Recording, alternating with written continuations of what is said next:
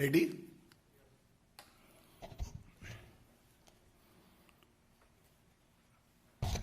सभी पत्रकार बंधुओं को मेरा नमस्कार। A very good morning to all. आज की ये प्रेस वार्ता एक ऐसे बिंदु पे है जहां पे ये बताना बड़ा आवश्यक हो गया है कि जहां श्री नरेंद्र मोदी जी के नेतृत्व में केंद्र सरकार भारत की जनता को सुरक्षा कवच दे रही है वैक्सीन के तौर पर,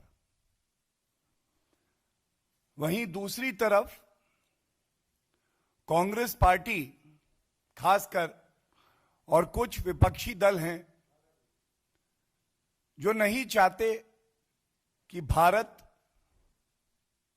कोविड को परास्त करे। आज 3 घंटे पहले श्री राहुल गांधी जी का एक ट्वीट आया और इस ट्वीट में लिखा है, जुलाई आ गया है, वैक्सीन नहीं आई। जुलाई आ गया है, वैक्सीन नहीं आई। ये ट्वीट देख के किसी भी देशवासी को बहुत ही दुख होगा, और दुख इसलिए होगा कि जो आंकड़े आपके सामने हम प्रस्तुत करने जा रहे हैं वो तो कुछ और ही बयां करते हैं। वो तो दिखाते हैं कि किस तरह से केंद्र सरकार ने युद्ध स्तर पे भारत के नागरिकों को वैक्सीन लगाई है, एक सुरक्षा कवच दिया है। राहुल गांधी जी, जनवरी आया, फरवरी आया, मार्च, अप्रैल, मई, जून, जुलाई आया, लेकिन सद्बुद्धि कब आएगी आप में? कब वो राजनीतिक परिपक्वता आएगी कि आप समझेंगे कि विपक्ष की भूमिका भी सकारात्मक हो सकती है? और ये जग जाहिर है कि आपको एक लालसा, एक लालच है कि सत्ता का सुख मैं भोगूं। देश के यशस्वी प्रधानमंत्री श्री नरेंद्र मोदी जी से आपको नफरत भी है, लेकिन आज सवाल यह है कि देश की जनता से नफरत क्यों? यह नफरत का मोतियाबिंद जो आपको हो रखा है, यह आपको सत्य से दूर क्यों कर देता है? आप सच्चाई देखना नहीं चाहते हैं या भ्रम फैलाना ही आज आपकी कांग्रेस पार्टी की अघोषित नीति है?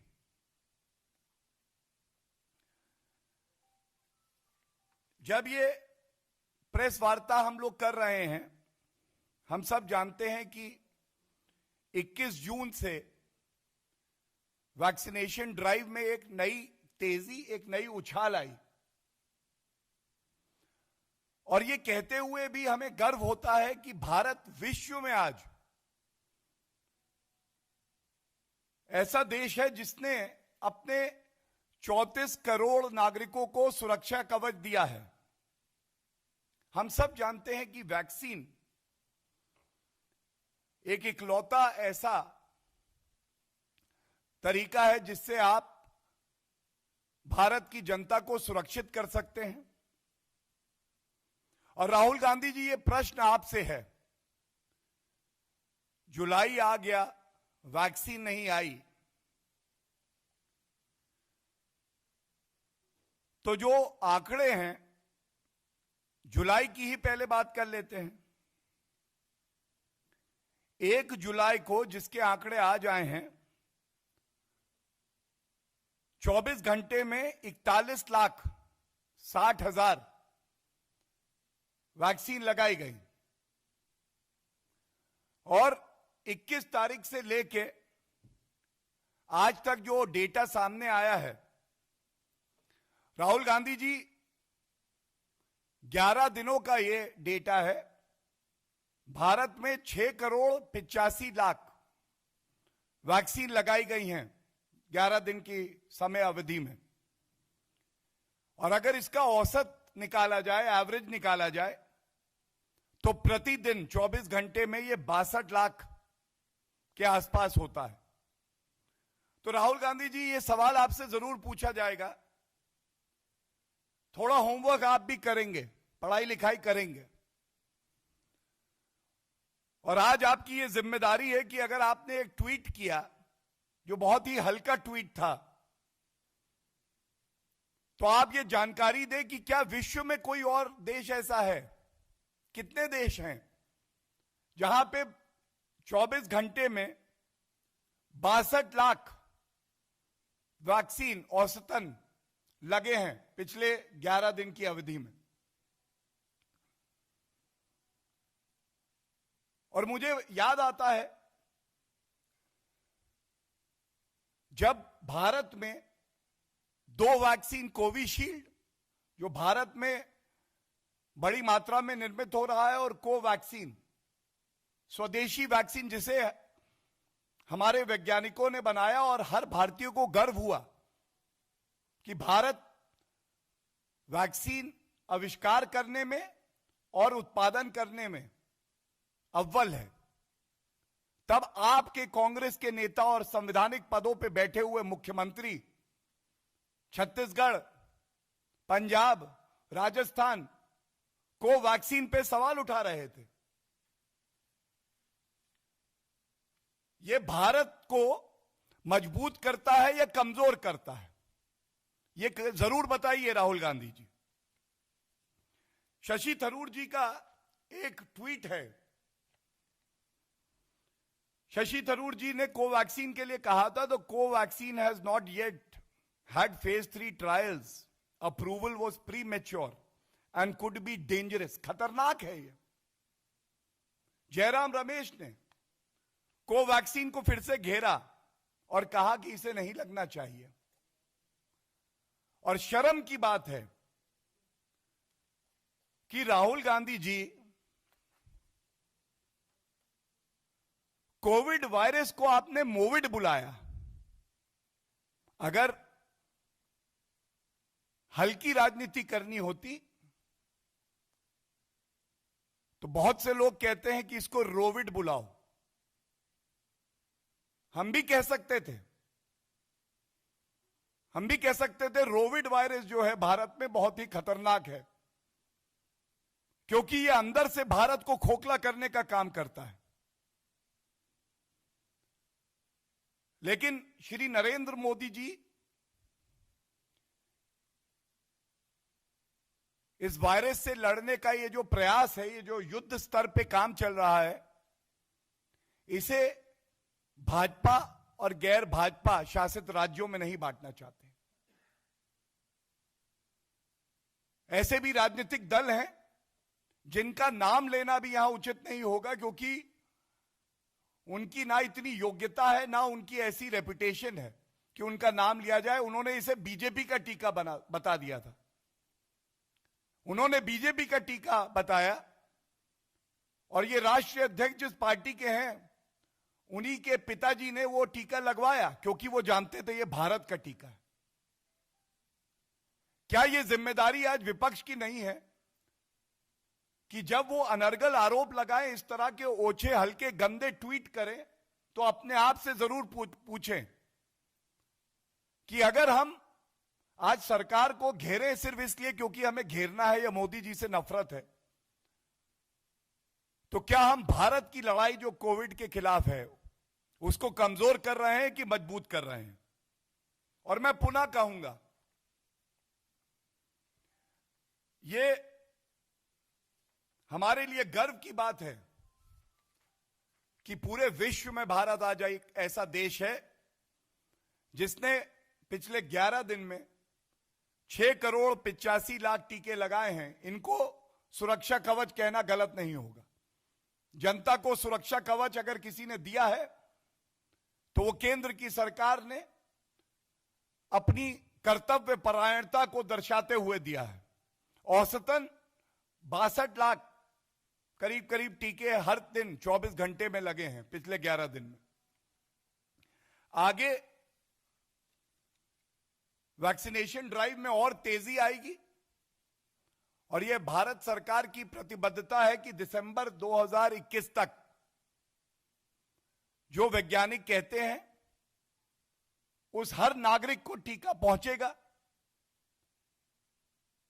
पूरा उत्पादन जो है वो 2216 करोड़ टीकों का होगा और इससे भारत बड़ी मजबूती से सुनिश्चित करेगा कि हम कोविड को परास्त करें। एक डेटा और दे रहा हूं। शुरुआत करते हैं उस देश से जिससे बड़ा प्यार है राहुल गांधी जी को। पिछले 16 महीने में हर दिन, हर घंटे, हर सेकंड केवल और केवल भारत के नागरिकों की चिंता श्री नरेंद्र मोदी जी, स्वास्थ्य मंत्री हर्षवर्धन जी, सभी मंत्रियों ने नागरिकों की करी है। लेकिन इस समय में विदेश यात्रा पे भी आप गए हैं राहुल जी, और यह आंकड़ा खासकर आपके लिए है। भारत ने लगाई हैं 34 करोड़ डोजेस अभी तक। अमेरिका, जिसको एक विकसित देश कहते हैं, जिनके पास अपनी पर्याप्त मात्रा से ज्यादा रिसोर्सेज हैं, उन्होंने 32 करोड़ 60 लाख टीके लगाए हैं। जर्मनी ने 7 करोड़ 37 लाख टीके लगाए हैं। कनाडा ने 3 करोड़ 73 लाख टीके लगाए हैं। रूस ने 4 करोड़। इटली का बड़ा ध्यान है, चिंता है आपको, 5 करोड़ 10 लाख। ऑस्ट्रेलिया 76 लाख। जापान 4 करोड़ 50 लाख। ये आंकड़े इसलिए प्रस्तुत किए जा रहे हैं कि अगर कोई भी चर्चा करिए, आलोचना भी करिए, तो बड़ी जिम्मेदारी से करिए। ऐसा नहीं हो सकता है कि एक राजनीतिक दल ऐसी मानसिकता कुंठित रखे कि वो भ्रमजीवी बन जाए। वैक्सीन खराब है, खतरनाक है, वायरस का नाम कोविड है, कांग्रेस शासित प्रदेश लेंगे नहीं वैक्सीन। भारत का स्ट्रेन, यह भी आविष्कार राहुल गांधी के दिमाग की उपज है, वो विदेश पहुंच गया है, जिसको वर्ल्ड हेल्थ ऑर्गेनाइजेशन ने नकार दिया। और इसीलिए आईना दिखाना आवश्यक है। अब आईना दिखाते हैं कि कांग्रेस शासित राज्य क्या कर रहे हैं, किस तरह से सहयोग कर रहे हैं केंद्र सरकार का, और इस लड़ाई में किस तरह से भ्रष्टाचार किया जा रहा है। बड़े ही प्रतिष्ठित अखबार की यह न्यूज है मेरे सामने, आपके समक्ष रख रहा हूं, और इसका सार क्या है वो भी रख दूं। जब आपदा आती है तो आपदा में अवसर ढूंढने का काम कोई करता है तो वो कांग्रेस पार्टी है। आपदा है, लोग चिंतित हैं, परेशान हैं, कैसे टेंडरों के दाम बढ़ा दिए जाए, मुनाफाखोरी करी जाए, जमाखोरी की जाए। राजस्थान में एक ऐसा ही मामला आया है। सेकेंड वेव से जब केंद्र सरकार, भाजपा शासित राज्य, मुख्यमंत्री जो भाजपा के हैं, वो दिन रात जनता की सेवा में समर्पित थे। उस वक्त राजस्थान की सरकार ने 20,000 कॉन्सेंट्रेटर ऑक्सीजन के खरीदे, और इस प्रतिष्ठित अखबार ने 1300, 1 नहीं, 2 नहीं, 10 नहीं, 20 नहीं, 100 नहीं, 1300 ऐसे कॉन्सेंट्रेटर को चेक किया। उन्होंने पाया कि अस्पतालों में लगाने के लिए ये जो कॉन्सेंट्रेटर लिए गए हैं, ये इस लायक भी नहीं थे कि ये निजी इस्तेमाल में किए जाए। और दुख की बात क्या है, मैं पंजाब में आऊंगा, बट याद दिला दें किस तरह से पंजाब में भी इसी तरह से घूसखोरी, मुनाफाखोरी हो रही थी वैक्सीन को लेके और फतेह किट को लेके।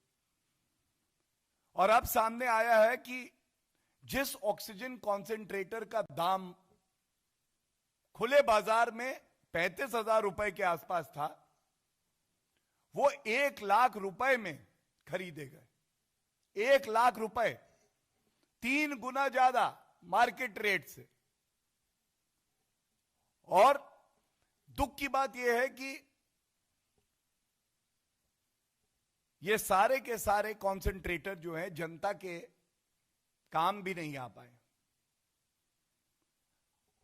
ये धूल खाते रहे, लेकिन कांग्रेस को जो चाहिए था आपदा में घूस खा के रुपया कमाना, कांग्रेस पार्टी की तिजोरी भरती रहे, वो काम कांग्रेस ने कर दिखाया।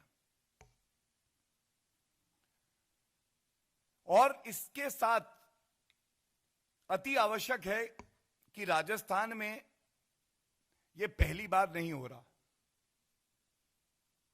पत्रकार बंधुओं, मेरे हाथ में एक और बड़ा ही प्रतिष्ठित अखबार है, उसकी ही खबर है, और मैं पढ़ दूं वो क्या कहता है। राजस्थान में टीके की बर्बादी, 35 सेंटरों के कचरे में मिली 500 वायल, इनमें 2,500 से भी ज्यादा डोज। एक डोज का मतलब है एक भारतीय नागरिक की जान बचाना। एक डोज का मतलब है एक सुरक्षा कवच, और सुरक्षा कवच दे रहा है केंद्र। और आप दिखाने के लिए कि देखिए वैक्सीन तो हम लगा रहे हैं, उनको कूड़ेदान में डाल देते हैं। यह भी खबर आई कि उसको जमीन में गाड़ दिया गया। और सबसे ज्यादा दुख की बात जो है, अगर इस लोकतंत्र की असली ताकत कोई है तो वो ताकत है मीडिया, प्रेस, जिसको लोकतंत्र का चौथा स्तंभ कहते हैं। जब ये खबर आई, हमारे एक वीर पत्रकार बंधु ने इसको उजागर किया, तो उसको मंत्री ने राजस्थान के धमकी दी कि ऐसे ना करना, समझा देंगे तुमको। एक तो चोरी, ऊपर से सीना चोरी। लेकिन राहुल गांधी जी ने, सोनिया गांधी जी ने इतनी चिंता भी नहीं करी कि वो राजस्थान के मुख्यमंत्री अशोक गहलोत जी से पूछें, गहलोत जी ये हो क्या रहा है। राहुल गांधी जी ने श्वेत पत्र जारी नहीं किया। चाहते तो हम भी राजनीति कर सकते थे, ये कह सकते थे केंद्र सरकार द्वारा दिया हुआ वैक्सीन आप सदुपयोग में क्यों नहीं लाते, क्यों बर्बादी हो रही है, क्यों घोटाला हो रहा है। हमने हर वो संभव कार्य किया जिससे हर वैक्सीन की डोज नागरिक की जान बचाए। बात वैक्सीन की हो रही है, आईना दिखाना अति आवश्यक है। हो सकता है कांग्रेस को अपना चेहरा एक भ्रष्टाचारी, घिनौने व्यक्ति का दिखे, और दिखना भी चाहिए, क्योंकि जनता का हक आप मार रहे हैं, आप ओछी राजनीति कर रहे हैं। राहुल गांधी जी यहीं से प्रेस वार्ता भारतीय जनता पार्टी ने करी थी। एक वैक्सीन घोटाला पंजाब में भी हुआ था। जून के प्रथम सप्ताह की बात है। 400 रुपए की वैक्सीन खरीदी आपने, पंजाब सरकार ने, और उसको प्राइवेट अस्पतालों को 1,060 रुपए का बेचा। दुगने से भी ज्यादा, 2.5 गुना हो गया। उस पे प्राइवेट अस्पतालों ने और मुनाफा कमाया और आम जनता को ये 1500 रुपए से 2000 रुपए का पड़ा। 400 रुपए का वैक्सीन जनता को पंजाब में 1500 से 2000 रुपए का पड़ रहा है। जनवरी आया, फरवरी, मार्च, अप्रैल, मई, जून, जुलाई, सद्बुद्धि क्यों नहीं आई? जून जुलाई आप बोले क्यों नहीं राहुल गांधी जी? सोनिया गांधी जी को कष्ट और पीड़ा क्यों नहीं हुई? भ्रष्टाचार कर रहे हैं आप।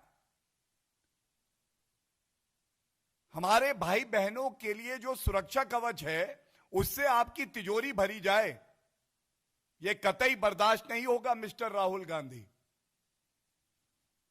और सबसे ज्यादा दुख की बात यह है, ये जो पंजाब का वैक्सीन घोटाला है, इसमें चीफ सेक्रेटरी पंजाब अपने अधिकृत ट्विटर हैंडल से ट्वीट करती हैं कि नागरिकों जाओ प्राइवेट अस्पतालों में, तो हमने वैक्सीन दे दिया है, जल्दी लगवाइए।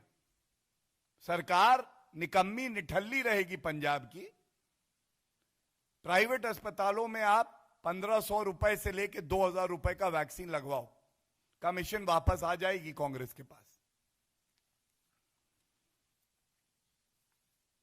बात हो गई राजस्थान की, बात हो गई पंजाब की। महाराष्ट्र पीछे नहीं रह सकता। महाराष्ट्र में तो घोषित वसूली सरकार है, वसूली तो वहां होनी ही होनी है। और भ्रष्टाचार के एक मामले का खुलासा हुआ है। जो महाराष्ट्र स्टेट माइनिंग कॉरपोरेशन है, इसने एक अलॉटमेंट किया है टेंडर का, और जिसको किया है वो योग्य नहीं था, और जो क्राइटेरिया था, जो मानक थे, उसको पूरा भी नहीं करता था। और विचित्र महावसूली अघाड़ी है महाराष्ट्र में। सत्ता में कांग्रेस भी साथ में है, और कांग्रेस के ही नेता, महाराष्ट्र कांग्रेस के प्रमुख नाना पटोले कह रहे हैं भ्रष्टाचार हुआ है। ऐसा लगता है कि शायद जो घूसखोरी और कमीशन महाराष्ट्र सरकार ने खाई है, उसमें भ्रष्टाचारी कांग्रेस को उसका हिस्सा नहीं मिला इस बार। एक सवाल भी पूछ लेते हैं, नाना पटोले जी, अगर आप यह आरोप लगा रहे हैं कि उद्धव ठाकरे जी की सरकार भ्रष्टाचार कर रही है, गलत टेंडर दिए जा रहे हैं, खनन माफियाओं के साथ उनका तार जुड़ा है, ऐसी भी क्या मजबूरी है कि सत्ता में बने ही रहना है? क्या आप ये मान रहे हैं कि आपकी नाक के नीचे भ्रष्टाचार होगा, लेकिन समर्थन तो आप देंगे, सरकार में तो आप बने रहेंगे? लेकिन ठीक भी है, कांग्रेस पार्टी है, भ्रष्टाचार के ऑक्सीजन से ही इनके फेफड़े फूलते हैं, और इसीलिए बात कमीशन की फिर से आ जाती है, वसूली की फिर से आ जाती है। और बड़े दुख से मैं एक बात कह दूं, एक श्वेत पत्र राहुल गांधी जी, मिस्टर राहुल गांधी, महाराष्ट्र के लिए जरूर बनाइएगा, और इसकी वजह मैं बता दूं। महाराष्ट्र वो प्रदेश है जहां पे दुखद 1,25,397 दुखद मौतें कोविड से हुई हैं। और ये इसलिए बड़ा पीड़ाजनक है कि महाराष्ट्र में सरकार महाविकास अघाड़ी की हो सकती है, लेकिन हर वो नागरिक जो आज महाराष्ट्र में है, जो श्री नरेंद्र मोदी जी से उम्मीद करता है, और श्री नरेंद्र मोदी जी उसकी उम्मीद पे खरे उतरते हैं, वैक्सीन भिजवाते हैं, वेंटिलेटर भिजवाते हैं, दवाइयां भिजवाते हैं, उसके बाद अगर दुखद मौत होती है तो वो भाई वो बहन हमारा भाई बहन भी है। और ऐसा क्यों है? सोनिया गांधी जी, जब आपसे सवाल पूछा गया महाराष्ट्र पे, तो आपने कहा I am very satisfied with the progress that has been made in Maharashtra. 1,25,397 दुखद मौतें हो जाती हैं, and Shrimati Sonia Gandhi ji is very satisfied with the work that has been undertaken by the Maharashtra government. And I will never forget the unfortunate comment of Mr. Rahul Gandhi, who has been reduced to a Twitter leader, who is never on field. He was asked a very pointed question by the journalist. Why are things so dismal in Maharashtra? And he very proudly said, I am not on the driving seat. मैं driving seat पे नहीं हूं, इसलिए महाराष्ट्र में यह हालत है।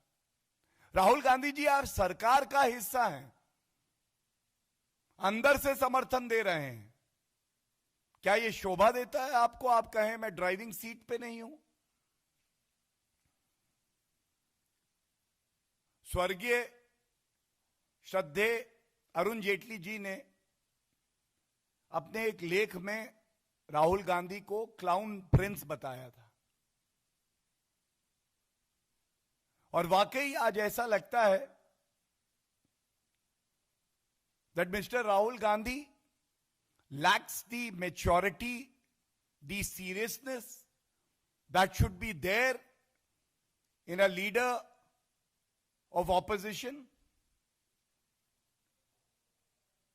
He lacks the seriousness and maturity that should be there in a member of parliament. His utterances are not only an embarrassment to the leaders of his party, they are an embarrassment for every citizen of the country. The U-turns, the flip-flops, the contradictions in letters of Shrimati Sonia Gandhi ji and Rahul Gandhi reveal a lot. And they clearly reveal there is a sinister plot to defame our country. The sinister plot is create hurdles in the smooth functioning of the central government, spread propaganda, and never substantiate any of your charges with any facts. And that is why today's press conference is most important.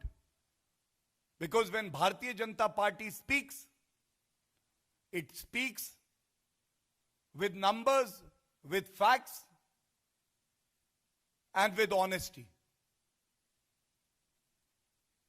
And this goes out as a challenge to Mr. Rahul Gandhi. When you say July आ गया, vaccine नहीं आई, लोग ये भी कहते हैं 51 जुलाई आए, परिपक्वता क्यों नहीं आई, समझदारी क्यों नहीं आई, जिम्मेदारी क्यों नहीं आई? Thank you. किसी के प्रश्न हो तो वो प्रश्न please. So basically AIMIM has tweeted out a video, and they have also put out a clipping of Mr. Owaisi making an appeal to people that this time we won't let Yogi Adityanath come to power again. Now, many are seeing it as a religious appeal, rather a political appeal. How would you like to react to it, sir? Your question is not on today's press conference directly, but I'll still, in a line, endeavor to answer it. Everyone in a democracy has the right to field their candidates to participate in the festival of our democracy, which is called the elections. However, everything about AIMIM, starting from its name, which has the term Muslimin, is communal. And there has been a sea change in Uttar Pradesh since the time Yogi Adityanath ji took charge and has been serving the people of Uttar Pradesh with utmost sincerity. We see development in Uttar Pradesh, which was missing in the earlier governments of Samajwadi Party and BSP. We have seen how law and order has drastically improved, not just improved, drastically improved. The criminals today are afraid of the strong hand of law. The criminals are behind bars. But there will be politics of hatred, of communal in nature, by not just AIMIM, but by parties like Samajwadi Party, by the Congress. The point here is very simple. Bharatiya Janata Party firmly believes sabka saath, sabka vikas, sabka vishwas. Religion of a person will not determine the nature of the policy that will be implemented by the BJP government, be it the center or the state of Uttar Pradesh. And in the end, it was disgraceful that the erstwhile Samajwadi Party government made a proclamation, made an announcement in their manifesto that we will release even accused persons who have been charged with serious crimes of terrorism if they belong to a particular community. We will give assistance to young girls, and every young girl is entitled to get all the benefit from the government. But you cannot have a discriminatory policy that a girl will get scholarship or assistance from the state government on the basis of her religion. And this is all part of their manifesto. I speak with some responsibility. The people of Uttar Pradesh have full faith in the dynamic leadership of Yogi Adityanath ji, and we are very sure we will again form the government in Uttar Pradesh, and this time even with more seats. Thank you.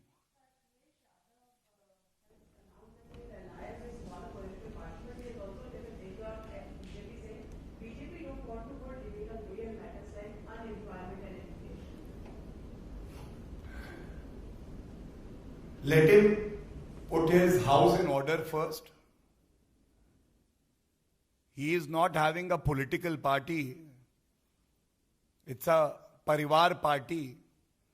And we all know that members of his own Parivar are not listening to him. So I will leave it at that. And Bharatiya Janata Party has a very good connect with the citizenry of Uttar Pradesh. And we are bound to succeed because of the honest, transparent, and people-serving government that we have seen in Uttar Pradesh. Thank you. और आज के issue पे कोई है अगर प्रश्न तो पूछ सकते हैं. हो गया. Please.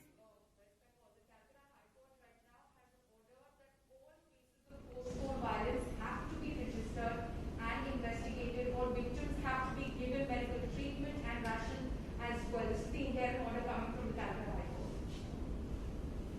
this would be the final question for the state of West Bengal. It seems that state-sponsored violence has become the rule there. And you asked a very pertinent question. Being a lawyer myself, I will only tell you that when a heinous crime is committed, as per the Criminal Procedure Code, as well as the Supreme Court judgment in the Lalita Kumari case, FIR needs to be registered mandatorily. The violence was being perpetrated by anti-social elements having their connect with the TMC, and thus police also was being pressurized not to register cases.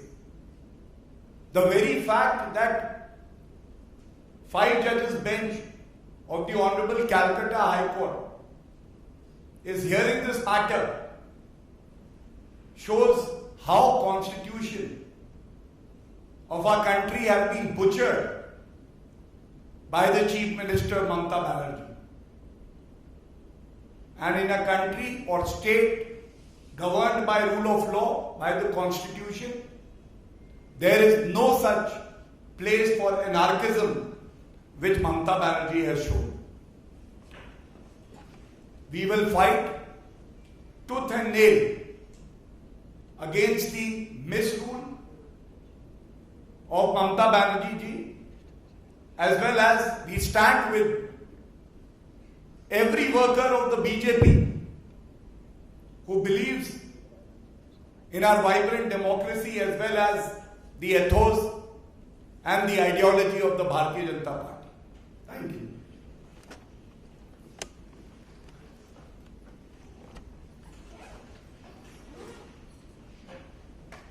Subscribe to our channel by clicking the subscribe button. Click the bell button and enjoy the latest uploads from our channel.